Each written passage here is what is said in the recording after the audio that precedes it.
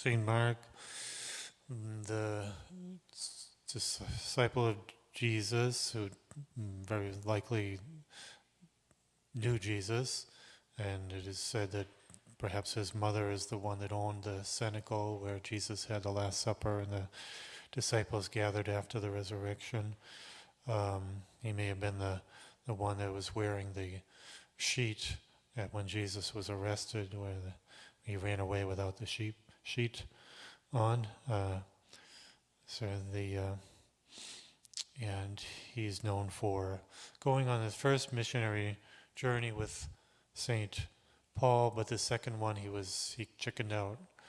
He was on the first journey going with Saint Paul was not an easy thing to do. He would go in all kinds of inclement weather, but worse, under great persecution and trials, and probably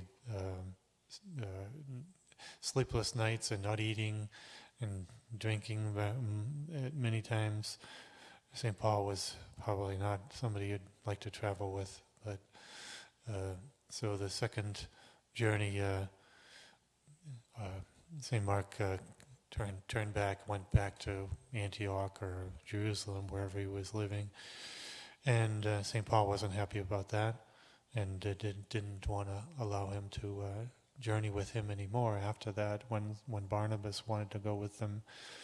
But Mark seems to have repented from that cowardice and redoubled his zeal and fervor for God and for Jesus, spreading the gospel, and went and continued to preach with Barnabas separately from Paul at first, and then would go on journeys with Peter, and later did join up with St. Paul, and St. Paul said he was a great help to me.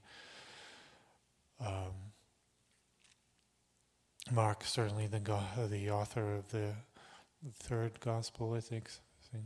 Matthew, Mark, Luke, and John.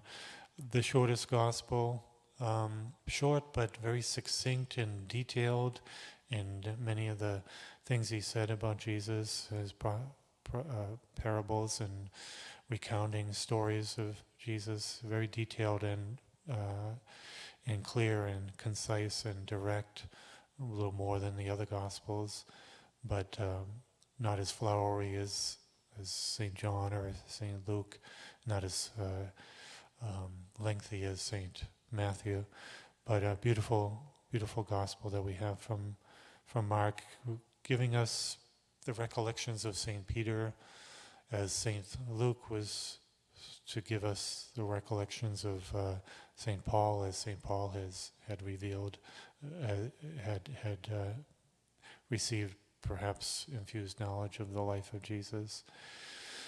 And so we have the gospel here today for St. Mark to preach the gospel to every creature, and to value the gospel which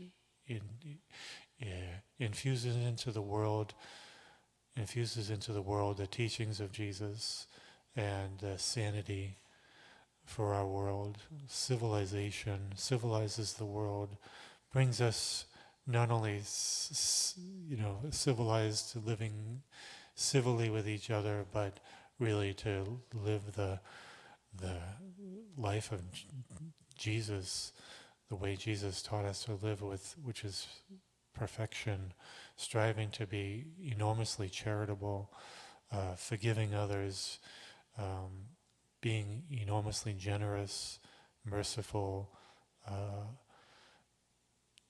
strongly, totally dedicated to God.